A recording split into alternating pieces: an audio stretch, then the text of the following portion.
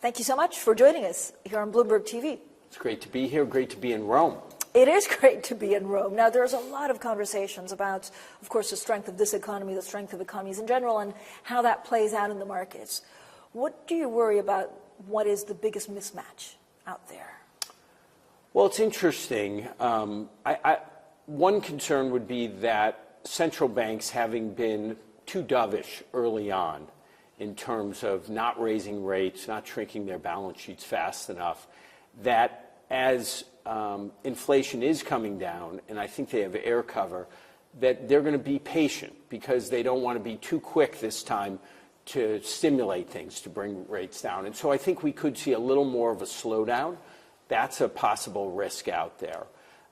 As investors, it's interesting. I would say one of the things I worry about is that we wait too long, particularly in some of the sectors where there's been a bigger decline in value and people are more cautious. So we had a meeting this week with our growth equity team, and we were talking about some of the opportunities in that space. A lot of investors are obviously cautious there.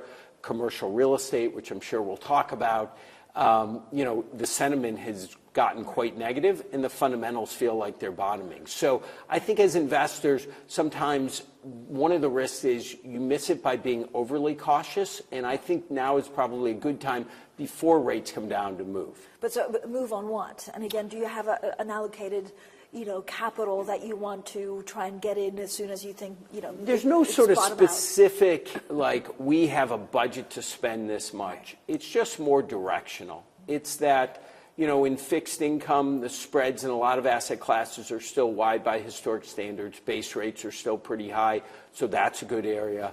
Being a capital solution provider today, helping people get some liquidity makes sense. Yeah. People who need to deleverage, working with the banks and giving them some capital relief.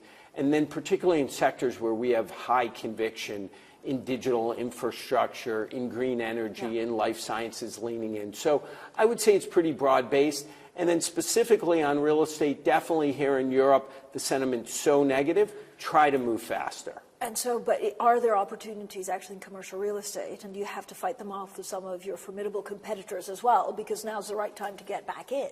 There are definitely opportunities. I would say the sentiment is more negative. The competition is not as great as normal. Real estate's obviously been hit by two big forces here. One, work from home, which has really hit the office sector. And the second is the rise in interest rate, which has caused cost of capital to go up and caused multiples in real estate to come down, cap rates to go up. And so what you want to do in this kind of environment is look through that, because that's occurred. There are going to be tons of headlines of market transactions that were priced in a different world that will run aground now. You'll read about them in banks, maybe insurance companies. But on the ground, we're seeing cost of capital start to come down. Spreads are starting to tighten, and new construction's coming down dramatically. So in sectors that we really like logistics, benefiting from e-commerce, digital infrastructure, student housing, hotels, we think there are opportunities, and we've done a number of multi-billion-dollar transactions. But is there a danger that something goes under in the commercial real estate space that infects others, that could snowball into a systemic issue even? I don't think it's systemic. I think there are financial institutions that have investments or loans that were made in a different period of time, and we've seen that most recently in New York Community Bank. And those institutions are going to have to mark those assets to market. Those loans will come due. There'll be needs for new capital. There may be some institutions who get into more trouble. I don't think this is like 08 and 09 in terms of the scale of what we were facing, but I do think there'll be some situations. But that's what creates the opportunity. It's because the perception is so negative, the headlines are negative, and yet the value decline has occurred. I'm not saying there's some V-shaped recovery, but when you get into this bottoming period, that's when you want to try to move. So when you say getting into a situation, this is what companies actually going bust? Well, there are definitely assets that were financed in a different area. Particularly, you focus on commercial real estate, because there's been a more profound impact, certainly in the office sector. And so I think that will create opportunities. We bought a $17 billion mortgage loan portfolio with the FDIC from Signature Bank. Those are the kind of opportunities. There may be more of those that emerge. But I think saying that this is going to lead to a much broader systemic issue, I think that would be too much. I mean, there's growing competition, of course, in the asset management world for retail PE. How does that change how you do business? Well, I think at the end of the day, if your customers are pension funds, sovereign wealth funds, insurance companies, or individual investors, at the end of the day, you have to deliver good returns. It's like a restaurant serving good food. And if you don't do that, the customer is going to go elsewhere. Now, the distribution format is different because you're not talking to a couple hundred customers, you're talking to a couple 100,000 customers. The structure of the vehicles can be a little bit different in terms of their liquidity, their yield, their tax structure. But to me, the end product is the same. And what we're trying to do is leverage the enormous scale and insights that Blackstone has in terms of what we see in the world, the people we have on the ground, and then generate more favorable returns. And then deliver that to different underlying customers. But it's, at the end of the day, really the same product. But isn't it, in part, fundamentally changing the industry, or at least, the business model of some of your investors? I do think the business is evolving. I mean, if you went back and you said, what was this business 10 or 20 years ago? It was private equity, real estate private equity, and opportunistic credit. You were seeking to get 20% gross returns, 15 net.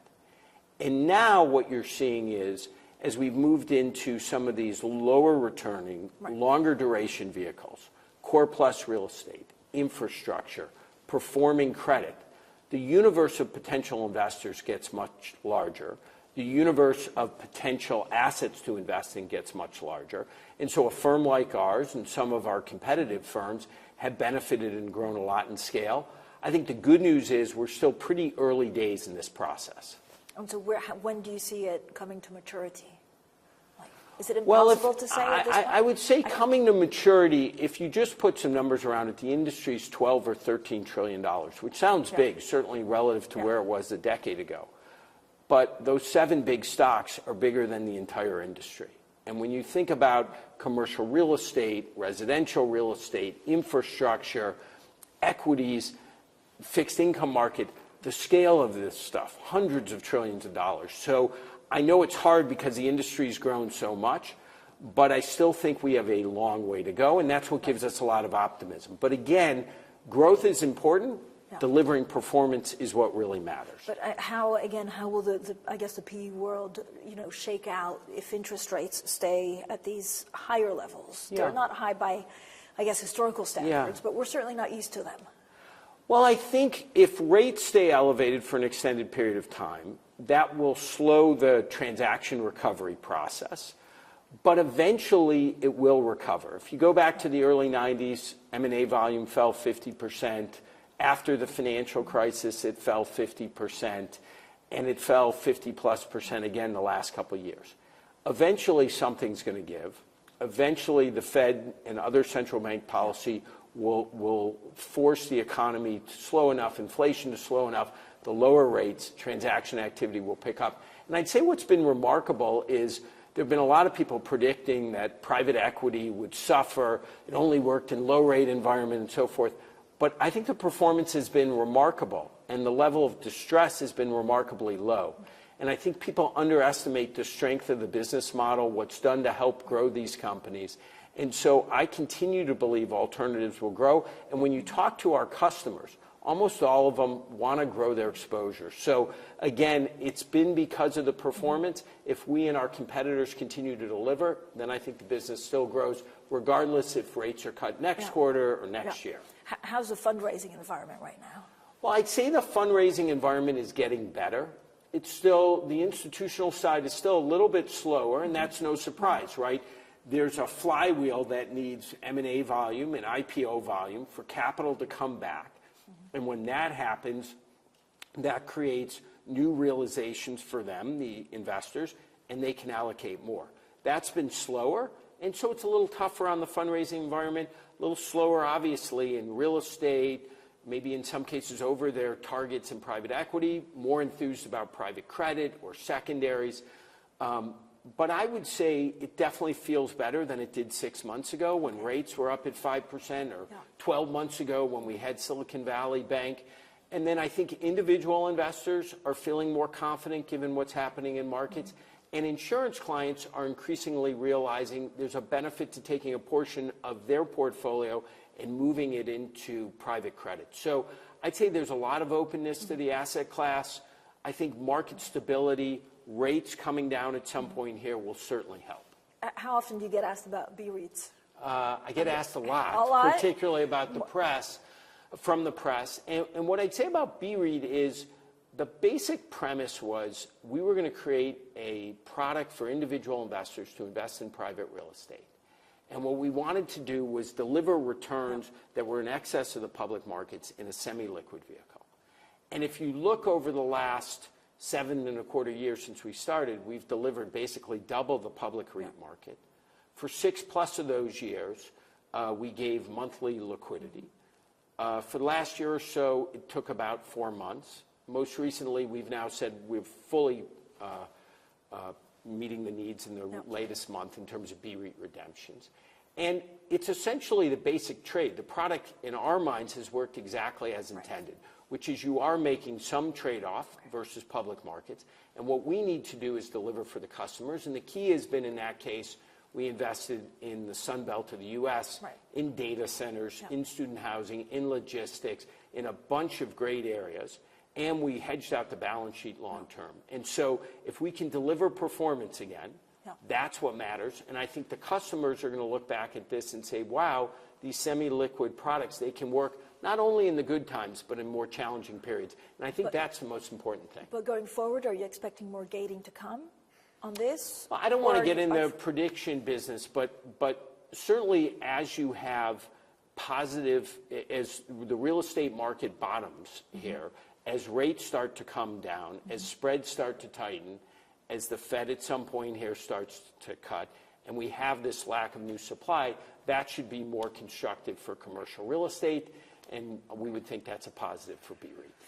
What's the biggest opportunity out there? So I know we spoke a little bit about what concerns you. What are you excited about? Well, look, what's happening in AI and digital infrastructure is pretty amazing. If you think about it, I was at dinner with some very savvy investors, and they said their basic idea is follow the GPU. And in the physical world, that GPU comes at a data center. And so what that means is we need to build a lot more of those for these large language models. And we've invested, I think we probably invested more capital the last couple of years than anyone in this space, and that's worked out extraordinarily well. We have a terrific company, QTS, that we privatized 2.5 years ago. The leader there, Chad Williams, done an extraordinary job. We partnered with Digital Realty on another subset of assets. We've done a bunch of financings and so forth. That's super exciting because the demand is so great. Now, it is going to lead to some really interesting questions about power, and those are going to have longer-term societal questions. But in the near term, there's a real race to build these things, and I think for us and our investors, an opportunity to deliver outsized returns. Thank you so much for joining us today, John. Thanks for being here. Great to see you, Francine.